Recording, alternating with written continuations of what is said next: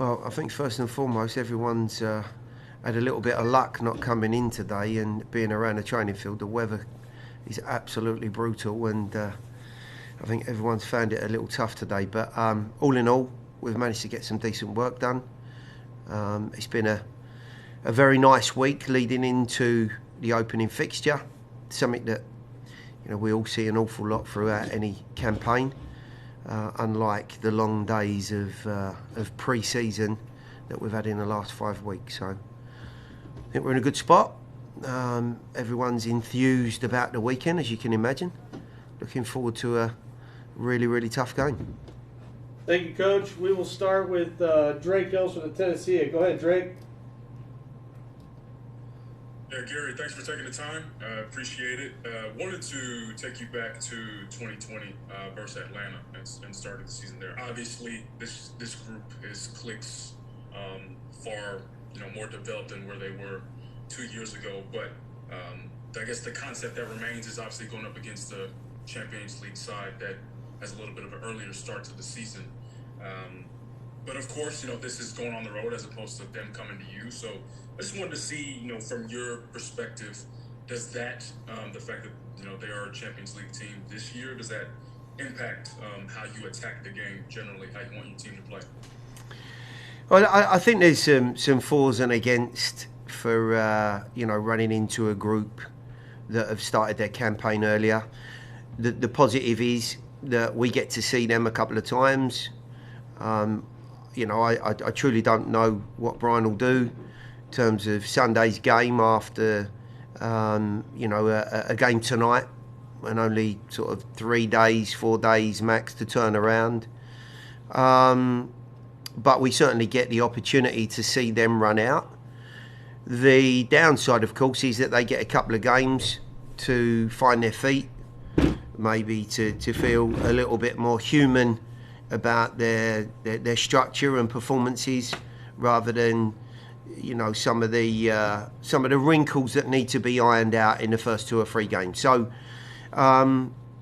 never ever going to be easy going up to Seattle. I remember it being one of the toughest places that I've been to some years ago, and it's certainly got tougher since I've been there. But great crowd, expect a wonderful atmosphere, always a difficult surface, and an exceptionally talented front line to try and deal with. So, it's going to be a difficult challenge come what may. Thank you, Coach. Next we'll go to Tim Sullivan. Go ahead, Tim. Yeah, thanks for taking the time, Gary. Did you get a chance to watch Seattle's first leg of their Champions League game, and what have you seen out of them? Is it kind of what you were expecting to see out of them when you were kind of breaking them down in the offseason? Yeah, I think tonight's game, I would expect to see a slightly different dynamic and an edge to the team at home. They're, other than a very talented front line, I think there was a little bit more caution in their game for obvious reasons away from home. But, as per usual, what you see are some, wonderfully gifted technical individuals on the field. Are they going to play a back 4 again? I think the challenge that maybe Brian has run into, or maybe it's not a challenge, but he's got a multitude of riches up front, and it's now, maybe wondering how he gets them all on the field and what's the best shape for that. And it would make an awful lot of sense to be in the shape that he's in, which is a back 4 and a 4-2-3-1. And the real difficulty for us is to work out who. Tonight's shape may give us a little bit of a lead into Sunday again, but most importantly, what the dynamic of that front line and those creative players looks like, because they've got 4 out and out match winners in the guys that you saw out last week. But I think there was some rust and some cobwebs on some of the performances, as you would well expect. And I think as we look at the league get into the first round of fixtures Saturday and Sunday, you're going to see some very similar performances as most groups come out of pre-season and still trying to find their feet. Thank you, Coach. Next, we'll go to Ben Wright with Broadway Sports Media. Go ahead, Ben. Yeah, Gary, I'm just wondering if you could just give us an update on just how your squad's looking health-wise. Are you expecting everybody to be available tomorrow? We are at full fitness. Yep, everyone's available. Everyone's healthy. I can go back as far as the first day and say right now that the physical well-being of the players as they came into camp has kept us moving along very briskly. The players look fit. They look strong, and full credit to them in the way that they came into camp because it served us very, very well. Thank you, Coach. Next, we'll go to Jada Evans of the Seattle Times. Go ahead, Jada. Thank you. Hello. You talked a little bit about the riches that the Sounders do have. One of the players you did face last season in Albert. How do you feel or see him kind of maybe fitting in a little bit and your how that changes the dynamic in what you plan on as far as defending the Sounders? Yeah, we ran into Salt Lake once last year. Honestly, when you get a talented individual such as Rusinak, you're really only trying to work out as a coach what the dynamic and connections look like with others. As I watched him in his first appearance for Seattle last week away from home, he's such an intelligent and technical player. I'm sure the other, not just the attackers, but the other teammates he has around him are absolutely delighted to have a player of his calibre in the group. And it won't take long for those guys to connect and start to understand one another's movements and tendencies. It's just another very, very talented and game-changing player that they have in the group. The one thing I will say is that I think the addition this year after injury of Jordan Morris out wide or as a really dynamic attacking player was something that I'm sure they missed last year, and watching him again in some national play and also last week in the CONCACAF, I think just reminded everyone again of just what a serious threat he can be, with his pace and power. Thank you, Coach. Next we'll go to Claudio Villalobos. Go ahead, Claudio. Thank you, Matt. Gary, when you were just getting ready to face the likes of Jordan Morris, you already mentioned him coming back, a powerhouse scorer like Raul Ruiz, Albert Rusnak with 11 goals and 11 assists last season, it's even better. Joao Paulo and Jamer Pastor, which became they were the best team on the MLS last season. Obviously, that's already a handful job right there for you and the guys. But even so, and also, Seattle and Nashville has something in common. They're two teams that don't like to lose at home. They just don't like it.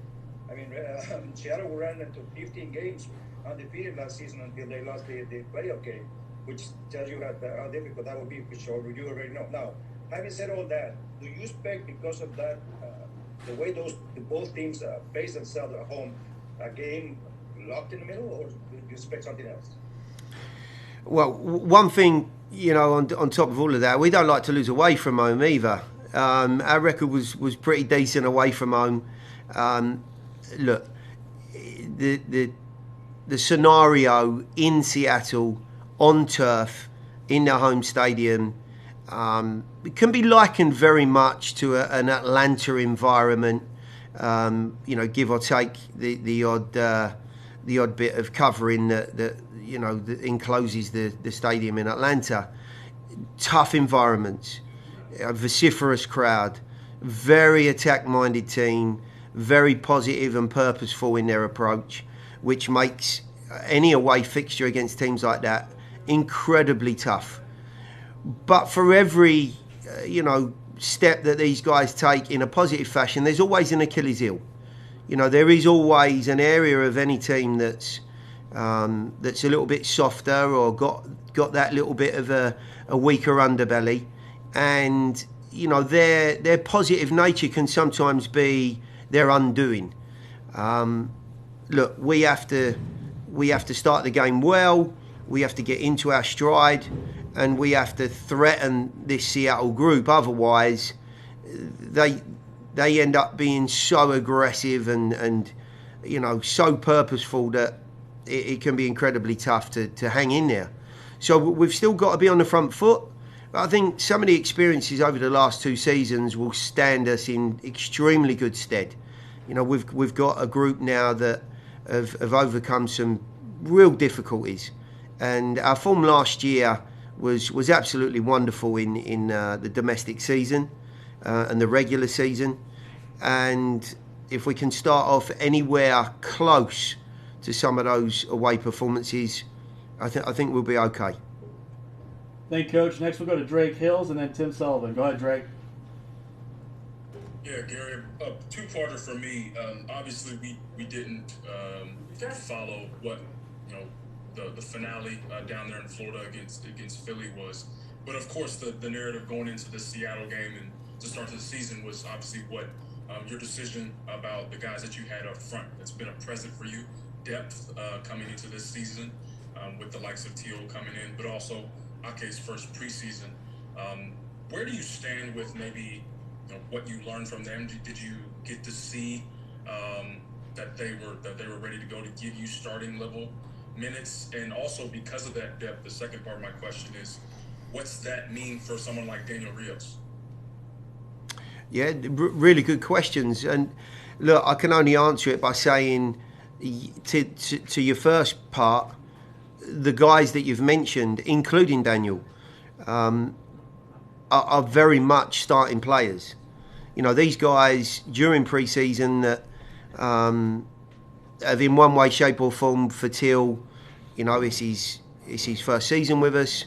For Ake, you know, there certainly needed to be a more thoughtful and helpful approach to get him into what we would class as match play and team orientation, if you like. And he's had a really good pre-season. Till likewise. Daniel Rios has been bright. He stayed healthy because that's also been a little bit of an issue for him. But he's been healthy and he's looked really good. It's no different to looking at what might happen in midfield. I've got 4 starting midfield players. 3 of them are as experienced as anyone in the league. In Sean Davis, Dax and Annabelle, of course. So there's some tough choices for me. There's a lot of competition for the team. What I have to hope is that they keep squeezing as much as they can out of each other to be part of that starting lineup, and that I get the combination of players right in whatever weekend we're playing. And ultimately, if we're putting points on the board, then we'll all be moving in the right direction. Thank you, Coach. Next we'll go to Tim Sullivan, then Ben Wright. Go ahead, Tim. Gary, you talk a lot about kind of finding the balance between attack and defending. And obviously that shifts over the course of the year. And without giving away state secrets, how do you see a trip to Seattle in terms of how you want to manage that balance? Obviously, you have a reputation for maybe being a little bit more towards defensive balance on the road. Don't say that, Tim. Don't say that. You start everyone else off when you start saying that. I didn't say I said it. Balance is always the key. I've said it from day one. Have we always got it right? Not always. What I can tell you is we always go into a game wanting to be as positive as possible. But I think, you know, the undertone to anything that we're going to, you know, undertake away from home is, you know, we must put points on the board. How do we do that? At the weekend, if we don't show enough edge going forward, we'll leave ourselves in a really difficult place. I wouldn't want to be defending our final third for large portions of the game with the guys that they have at their disposal. You know, they're as good as anyone at home in an attacking sense.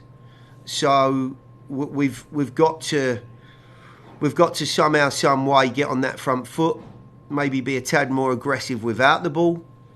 I know I've said that before, but I truly believe that. I'm hoping that the combination of players that we have, the experience that we have now together for 2 years, gives everyone a little bit more belief that we can certainly get higher up the field and we can cause teams more problems away from home. But in the end, I think the very best teams find a way to get through really difficult encounters. We'll have a plan, we'll try and stick to that plan, but guess what? That plan may well go out of the window in the opening exchanges because something that we really haven't contemplated happens, and we've got to be ready for that. I think we've got the tools to be ready for that. We've certainly got the players in what we would class as reserve to come into the game. The strength of our bench is looking better and better, and I think that in turn gives everyone a feel-good factor that there's points to be had out of this game. Thank you, Coach. We'll go to Ben Wright and then Drake Hills. Go ahead, Ben. Yeah, Gary, my question's pretty similar to Drake's last question, but I'm just wondering how you kind of manage the expectation side of these players who have obviously been in preseason and are excited for the first game of the year, knowing that starting caliber players are going to miss out. It's nothing short of really, really tough. It's a good world to be in, but to your point, trying to keep everyone in a bright and positive mindset, we'll have to come over a period of time. In the first fixture, the first game of the season, there are going to be some disappointments. There's no getting away from it. And the fact that everyone's come in great shape tells me that they understand the challenge in front of them and they wanted to hit the ground running, which they've all done, which has really helped our pre-season along quite nicely. I've got to make sure that I don't get too blinkered with regards to certain players, shapes, or even performances. I've got to take into consideration travel, fatigue, time changes. All of these things are not going to be as straightforward as they were last year. Our opponents, for the most part, are going to be teams that we've run into for the first time. So there's going to be some unknowns and some uncertainties. And for everything I've just said, I've got to make sure that I'm really thoughtful about the way that we go into games and what we need out of games. These first 8 fixtures are going to be probably as tough as anything that I've run into before. I know we had the pandemic, but it was a different type of challenge where you're not playing and you've got to stay in the right place and you've got to keep developing as a first-year group. This is going to be 8 away games on the spin against good sides who, are running into us, yes, for the first time, but in many cases don't have any respect for what we've done. We've not been in their conference. That won't be easy. So I hope over a period of time, long-winded answer, Ben, but over a period of time I can keep everyone engaged and the team fresh and in the right place. Thank you, Coach. We'll go to Drake Hills and wrap up today's session with head coach Gary Smith and Tim Sullivan. Go ahead, Drake. Yeah, and final one for me, Gary. Another, 2-for-1. You touched on the challenge ahead for you guys. I just want to talk about the logistical side of it. Obviously, when there was a Nashville SC in the West to begin with, there was what you guys are going to be doing now. Again, leaving a couple of days early, hopefully trying to get some training up there before game time. Do you see that as probably the plan consistently for you guys, especially at the top of this schedule? And then, of course, going back to last preseason, it was fairly different than what you guys were able to get done this preseason. Do you feel that there's a little more confidence from you guys, given that you guys have had more of a fuller slate down in Florida this past spring? We're definitely in a better place, a better mental, physical and tactical place than we were last pre-season leading into the Cincinnati game. I've no doubt the guys are ready for the weekend, no doubt. Whilst there'll be specific challenges up there, I think we've done everything we can to try and be ready for that. And you know, the rigours of any opening fixture will have to be overcome. You know, as far as travel, you know, dealing with the sort of logistics that you've mentioned, you know, we've got a plan in place for the type of journeys that we're going to undertake. They won't all be, you know, 2-day prior to the game, depending on where we're going, of course.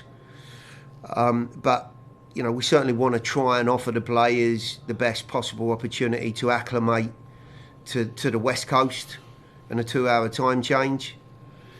In the end, you know, as I've said in the last comments, I've got to try and be mindful of the sort of stresses and strains that all the players are going to be under. And whilst we're going from weekend to weekend in the first batch of games, there's an awful lot to contend with for each player, and you know, we'll have to look at their data as they come out of these games and the way that they're recovering. But I do want to make this clear. Yes, it will be difficult. Yes, it's unprecedented. Yes, I think we're travelling more than any other team has this year in the history of MLS. If we want it to be an excuse, it can be, and you know, we can say, well, okay, we've got plenty of reasons why we won't and can't and haven't been able to achieve what we want. I don't honestly believe that anyone on the playing or coaching side of the staff are gonna take that sort of stance. My expectations are that we come out of this 8 games away from home in a good spot, in a spot that we can challenge for those playoff positions again and be excited about coming to our home stadium and making the most of that. It won't be, okay, let's just stumble through this and hope that we can get enough points in our own games. There's some real challenges coming up. We'll meet them head on and we'll get the very best out of each and every game we can, but we will take them one game at a time, that is for sure. We'll wrap up today's session with Coach Gary Smith with Tim Sullivan. Go ahead, Tim. I think justifiably so. Everybody talks a lot about the attacking players that Seattle has. They were not so far behind you guys in terms of defensive performance last year as well. What sort of challenges do you think they present on that end of the pitch, and how difficult is time are you guys going to have finding a way to score? All of the above, Tim. All of the above. You know, they keep the ball well, therefore it's harder to create and score. They attack well. They, you know, create plenty of opportunities and have shown in the past that, you know, their record speaks for itself. They've got a very good balance themselves. Athletic, strong, determined defenders. Good technicians, good creators. They sound like a good team to me. Sounds like the perfect blend. Therefore, it won't be easy. It certainly won't. And in a game of that sort of calibre, you got to make sure you make few mistakes. You can get to the pace of the game quickly on an AstroTurf field that's not easy. And when the chances come along, you've got to take advantage of them because you're not going to see too many. And therein lies really the answer to winning or to getting points on the board against very, very good teams away from home. That's why not many people do it, because it ain't easy. But, you know, I think we've got all of the qualities needed. I think we've proved before we can do it. And we're certainly looking forward to the new challenge of being in the Western Conference and running into some teams that we're not seeing before. So we're hoping we can take a few of these teams by surprise, and I'm sure they'll be feeling exactly the same way.